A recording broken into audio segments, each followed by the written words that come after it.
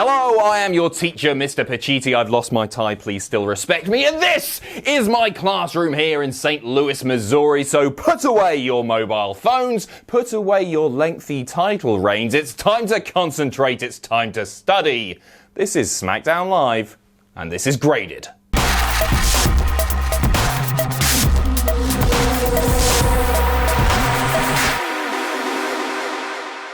We kick things off with a recap from Monday night where Becky Lynch and Team SmackDown attacked Team Raw, and I'm so tempted to give it an A, but no, stick to the rules, Mr. Pacitti, but it was fantastic. However, as part of this, we also find out that Becky Lynch suffered a fractured face and a concussion and won't be able to face Ronda Rousey this Sunday at Survivor Series. So this sucks, of course it sucks, but let's look at the positives here, and there's one very, very obvious positive, and that positive is that Becky was almost certainly going to lose to Ronda Rousey on Sunday at Survivor Series, and now that's not going to happen. A strong showing against Ronda Rousey could have been helpful, sure, but ultimately I just don't think that WWE are willing to pull the trigger on Becky Lynch in a way that they feel compromises the integrity of their biggest female acquisition ever. So maybe, just maybe, this was a blessing in disguise. Anyway, get well soon, Becky. You are truly the man, and you even look ridiculously cool with blood down your face. I had a nosebleed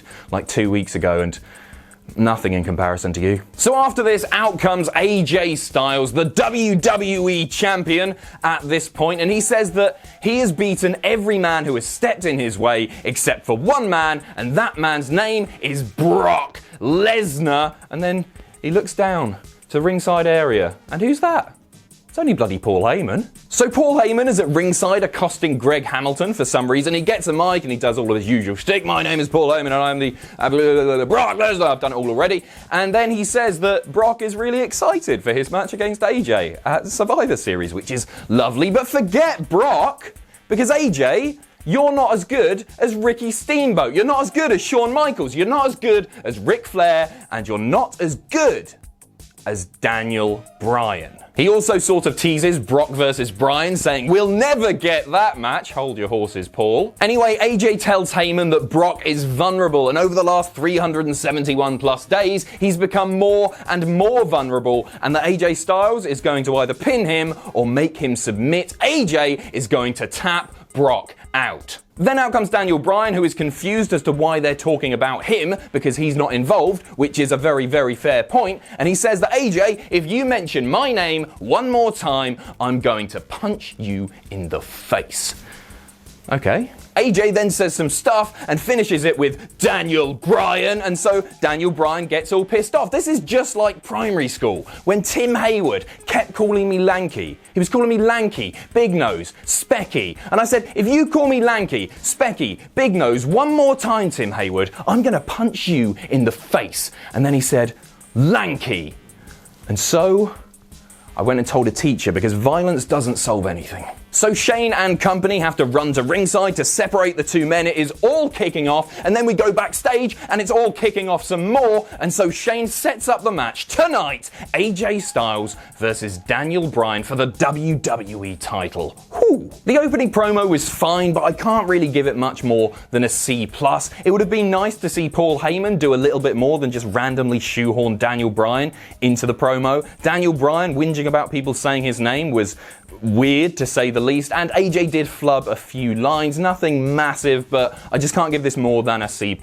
Let's get on with a match. Andrade Cien Almas versus Jeff Hardy. So, a typically aggressive performance from Almas here. I just love everything that he does. From an in-ring standpoint, I think he's probably SmackDown's most legitimate looking wrestler, and also, he's using Alberto Del Rio's corner stomp finisher thing just as a regular move, which is great, not because I think it's a good move, in fact quite the opposite, but because I hated it as a finisher when Alberto Del Rio was doing it, but I don't mind it as a regular move. Also, I just hate Del Rio generally. Almas is ultimately put away by Jeff Hardy, and I know he keeps saying how Almas can eat these losses, and he always impresses in the ring, and he always looks great, so it doesn't matter too much. But this is one match where I actually think he should have definitely picked up the win. Jeff is so over anyway. A loss wouldn't have hurt Jeff at all. People would have quickly forgotten about that loss as far as Jeff standing in the the ring goes, but it would have been a big win for Almas. That should have happened here. It didn't. Jeff picks up the win, and in the process, a B-, a fun opening match. A quick backstage promo where Paige clarifies that Daniel Bryan is no longer part of Team SmackDown at Survivor Series,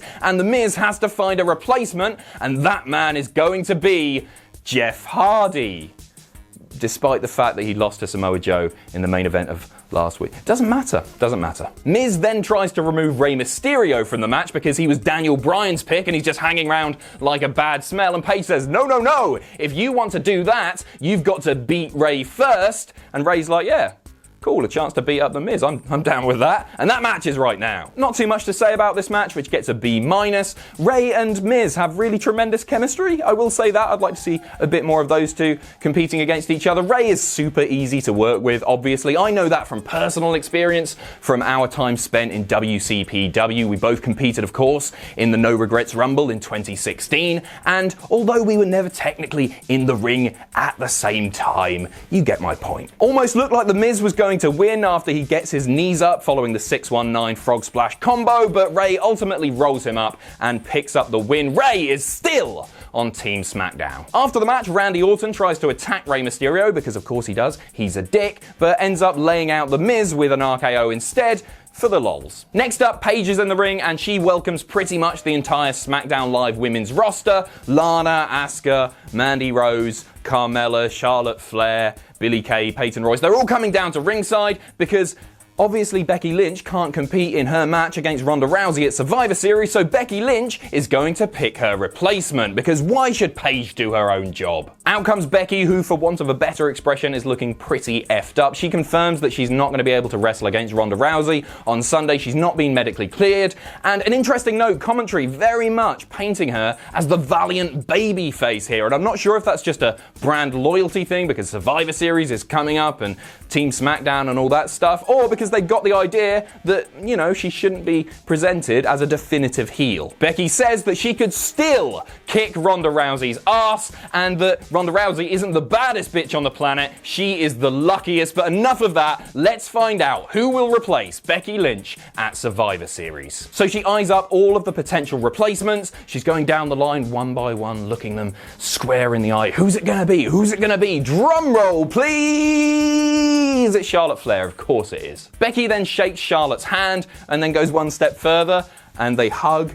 And come on, like, I don't have a problem with Becky and Charlotte being friends again, but after the feud that they've just had, not this soon. It's been such a personal feud, and this feels so rushed. And then we go to a backstage segment with Charlotte Flair. She's being interviewed about her match, and she's saying, hey, I've spent half of my career fighting against Becky Lynch, but this Sunday, I'm gonna be fighting for her.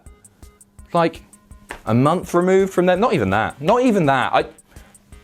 It was just rushed. This just didn't work for me. I'm going to give this a C+, and I know I'm going to get flack for that because it involves Becky Lynch, but this was a grimly predictable selection in Charlotte Flair, and I know there's not many women on the SmackDown roster who are on Becky or Charlotte's level, but at the same time, if it has to be Charlotte Flair, then I just don't think it should have been Becky choosing Charlotte Flair, especially after the feud that they've just had. This would have actually been a tremendous opportunity to give Asuka a chance against Ronda Rousey. The crowd went mental when Becky and Asuka were squaring off in the ring when she was deciding who she was going to pick, and Asuka wouldn't have even needed to beat Ronda Rousey. She would have just needed a really strong showing, been Rousey's toughest challenger yet, to re-establish the fact that Asuka is in fact a total badass, something that creatives seem to have forgotten about in recent months. Next up, it's the Big Bar versus the New Day in 6-man tag action, and I thought this was a lot of fun. Just an enjoyable match, nothing really special about this one, and I know it seems like I'm glossing over this match so I can get to the main event,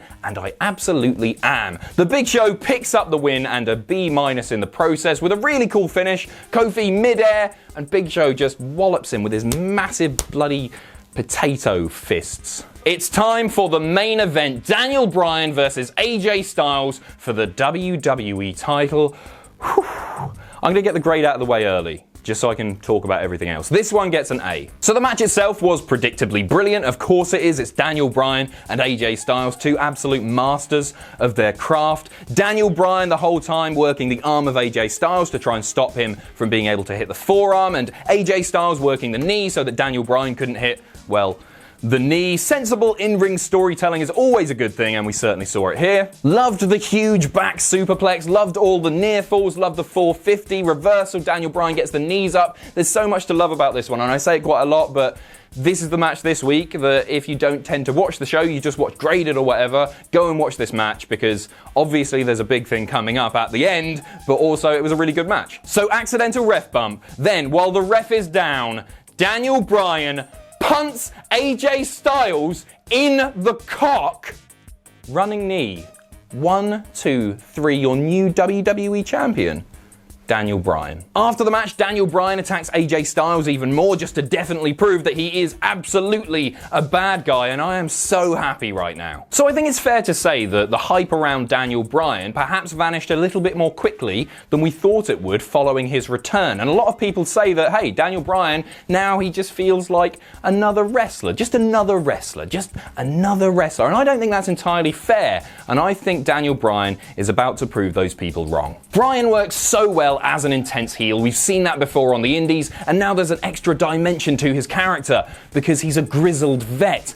I honestly think that if booked right, we could be about to see the best run of Daniel Bryan's career. I know it sounds like I'm getting ahead of myself here, but I love that intense heel character that he's played before. This could be really, really good. So the American Dragon is back, and this makes things so much more interesting as far as the build to the Royal Rumble and the build to WrestleMania goes. It looks like we may see babyface Miz versus heel Daniel Bryan on the grandest stage of them all for the WWE title. We've obviously seen hints, maybe, a face turn for Miz, like at Crown Jewel, where he couldn't wrestle in the finals, like because his leg was messed up, but he was going, no, I want to do it anyway, I want to do it anyway. That sort of hinted at a face turn, but that's what we might see. I've just realised the Miz was right about Bryan all along. Essentially, this was just a hugely shocking moment, the end to a 371-day WWE title reign on a seemingly random episode of SmackDown, and that is exciting television, and more importantly, there are so many possibilities for all men involved moving forward. Overall, this SmackDown gets an A-. There wasn't a bad match on the show, there were big moments for sure, and although it felt at times like something that you might book yourself at home on SmackDown vs. Raw 2006, I enjoyed it from start to finish. Except for Becky and Charlotte hugging. That was bollocks. Speaking of bollocks, what a year it has been for AJ Styles' cock and balls. The poor bastard, they're a heel turn magnet. Also, speaking of bollocks, I don't think I've ever mentioned this to you guys, but my penis was actually once in the Guinness Book of World Records. And now I'm no longer allowed in the library. That's all from me. Thanks for watching, and you can follow me on Twitter here. If you enjoy what we do here at Cultaholic, you can pledge to our Patreon. That's patreon.com/Cultaholic. And most importantly, don't forget to hit subscribe and join us.